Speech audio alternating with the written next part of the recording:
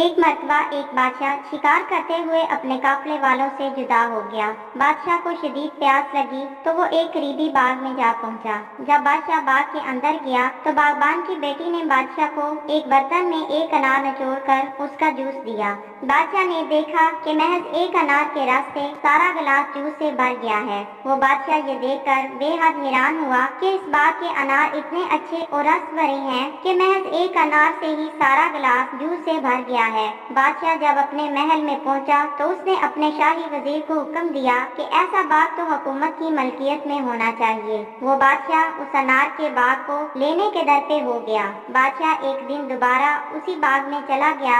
بادشاہ نے وہاں کے باغبان سے پہلے کی طرح انار کا جوس پینے کے لیے مانگا۔ جب باغبان کی بیٹی نے باغ کا ایک انار نچوڑا تو اس میں سے صرف تھوڑا سا رس نکلا۔ باغبان کی بیٹی نے 3 سے 4 انار توڑ کر رس نکالا لیکن اب کی بار گلاس جوس سے نہ بھر سکا۔ اس پر بادشاہ نے کہا، کیا ہوا؟ پہلی بار جب میں یہاں آیا تھا تو تب محض ایک ہی انار سے سارا گلاس جوس سے بھر گیا تھا اور اب 4 انار بھی اس گلاس کو نہیں بھر سکے۔ باغبان کی بیٹی نے کہا کہ بادشاہ سلامت، انار بھی وہی ہیں، ہمارا باغ بھی وہی ہے، فرق صرف آپ کی پیاس میں آ گیا ہے۔ پہلے جب آپ آئے تھے تب آپ کو پینے کی پیاس تھی، جبکہ آج آپ کو باغ کے چھین لینے کی پیاس لگی ہوئی ہے۔ اس وقت چونکہ آپ کی نیت بہتر تھی اس لیے اللہ تبارک و تعالیٰ نے آپ کے رزق کو اتنا وسیع کر دیا تھا کہ میں نے صرف ایک ہی انار نچوڑا تو سارا برتن جوس سے بھر گیا، لیکن آج جب آپ کی نیت میں کھوٹ آ چکی ہے تو آپ کی سوچ اور آپ کی نیت بدلنے کی وجہ سے اللہ تعالیٰ نے